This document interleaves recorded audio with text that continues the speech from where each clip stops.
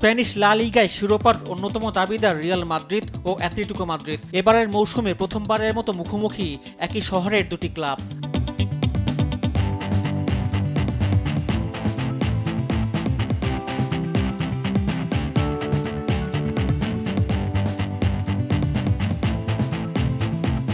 Wanda মেট্রোপলিটনয় যখন Atletico মাদ্রিদের মুখোমুখি রিয়াল মাদ্রিদ ঘুরে ফিরে আসছে গত মৌসুমে এই মাঠে দুটি মাদ্রিদ ডার্বির কথা।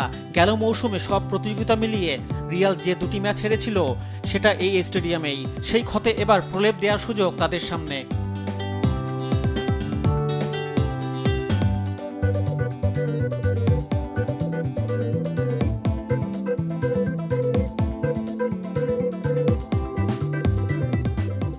রিয়াল কোচ আনচেলত্তি অবশ্য মোটেও হালকাভাবে নিচ্ছে না অ্যাটলেটিকোকে। নিজেদের সেরাটা মেলে ধরে নগর প্রতিদ্বন্দ্বীদের হারাতে প্রবল আত্মবিশ্বাসী তিনি। ভিনিসিউস, রদ্রিগো, বেলিংহাম সবাই ফিট আছেন। ইনজুরির কারণে এমবাপ্পেকে পাচ্ছে না রিয়াল, তবে সতর্ক থাকবেন কোচ আনচেলত্তি।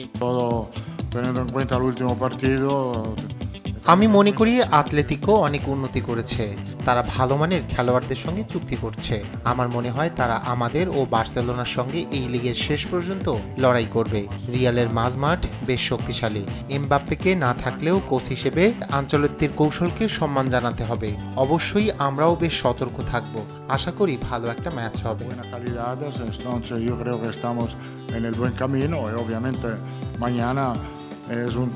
অন্যদিকে রিয়ালকে চ্যালেঞ্জ জানাতে প্রস্তুত অ্যাটলেটিকো। রিয়ালের সঙ্গে সমানতালে লড়ছে দলটি। এবারের মৌসুমে এখন পর্যন্ত একটি ম্যাচও হারেনি অ্যাটলেটিকো মাদ্রিদ। পয়েন্ট টেবিলেও রিয়ালের চেয়ে পিছিয়ে নেই। 3 নম্বরে থেকে রিয়ালের ঘাড়ে নিঃশ্বাস ফেলছে তারা।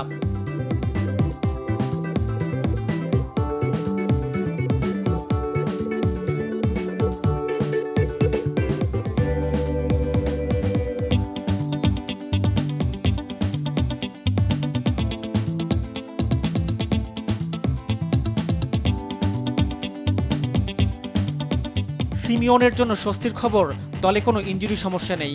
গ্রিজম্যান, আলভারেজ, ডিপলের মতো ফুটবলার রয়েছেন ফিট। রিয়ালের মাঝ বেশ শক্তিশালী। এমবাপ্পে না থাকলেও কোচ হিসেবে আনচেলত্তির কৌশলকে সম্মান জানাতে হবে। অবশ্য আমরাও বেশ সতর্ক থাকবো। আশা করি ভালো একটা ম্যাচ হবে।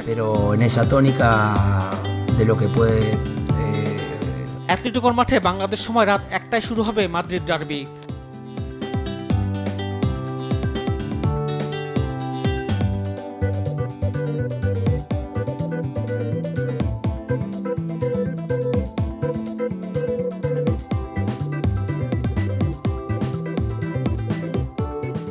রিফাত আঞ্জুম, দেশ টিভি, স্পোর্টস ডেস্ক।